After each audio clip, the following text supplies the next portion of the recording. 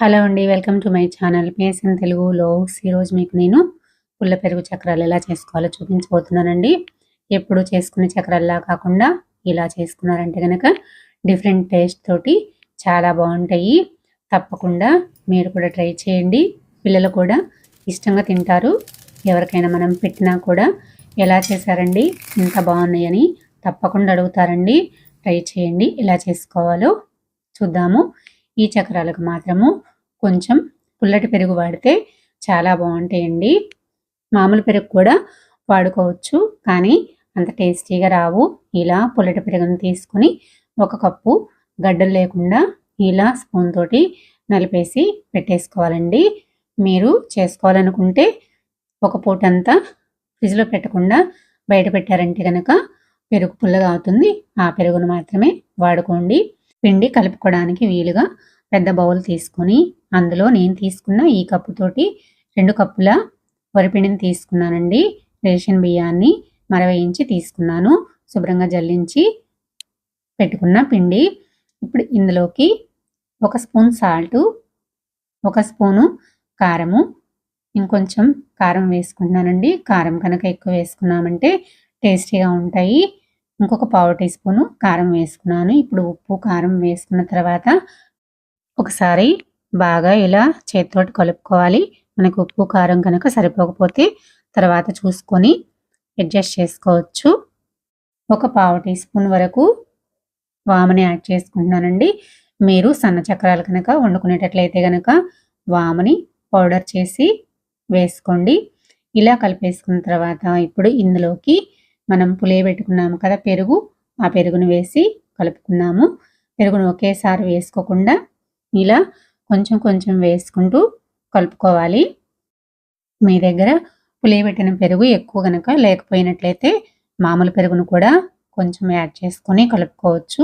చూసారు కదా, ఇలా కప్పు పెరుగునైతే వేసేసుకున్నాను. వేసుకున్న తర్వాత కొంచెం బాగా కలిపేసుకొని ఇప్పుడు ఉప్పు కారం సరిపోయిందో లేదో ఒకసారి చూసుకొని చాలకపోతే మళ్ళీ వేసుకుందాము. నేనైతే ఒక హాఫ్ టీ స్పూన్ సాల్టు, ఒక పావు టీ స్పూన్ కారం వేసుకున్నానండి.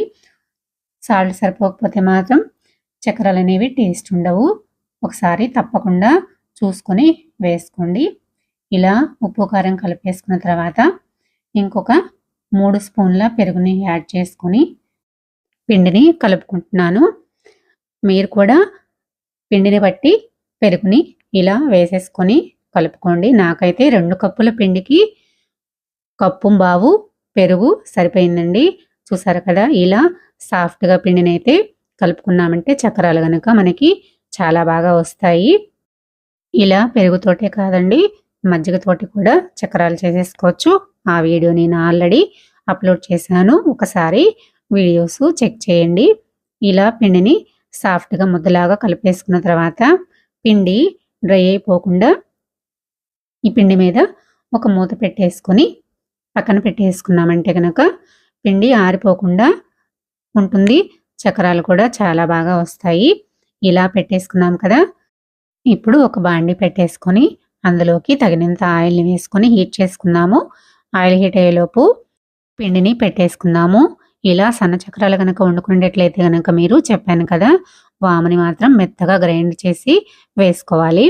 ఇలా నేను మీడియం సైజ్ హోల్స్ ఉన్న ప్లేట్ని తీసుకొని గొట్టానికి సెట్ చేసేసుకున్నాను. ఇప్పుడు ఇందులో 1 స్పూన్ ఆయిల్ అప్లై చేసుకున్న తర్వాత ఇలా పిండిని ముద్దలుగా రౌండ్గా చేసుకొని చక్రాల గిద్దల్లోకి పెట్టేసుకుంటున్నాను. మరీ ఫుల్గా పెట్టేసుకోకండి. కొంచెం ఖాళీ ఉంచి కనుక పెట్టేసుకున్నామంటే మనకి మూత పెట్టుకోవడానికి వీలుగా ఈజీగా ఉంటుంది.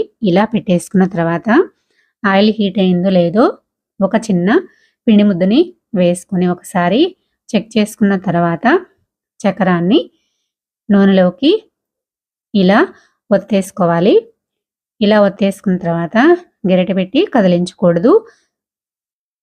చూసారు కదా, కొంచెం ఫ్రై అయిపోయింది కదా. ఇప్పుడు రెండో వైపుకి టర్న్ చేసుకున్నామంటే రెండో వైపు కూడా ఫ్రై అయిపోతుంది.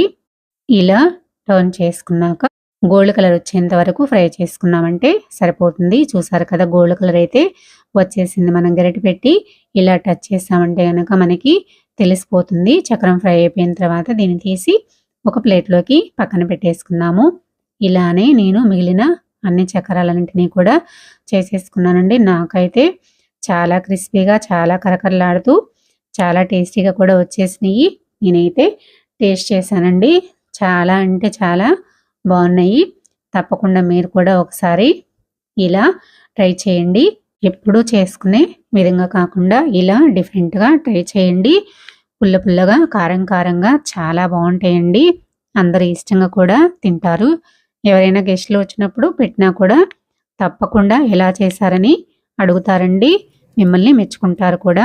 అంత టేస్టీగా ఉంటాయి. తప్పకుండా ట్రై చేసి కామెంట్ చేయండి. నా వీడియో గనుక నచ్చినట్లయితే లైక్ చేయండి, సబ్స్క్రైబ్ చేయండి, షేర్ చేయండి. మరో మంచి వీడియోతో మళ్ళీ కలుద్దాం. Thanks for watching.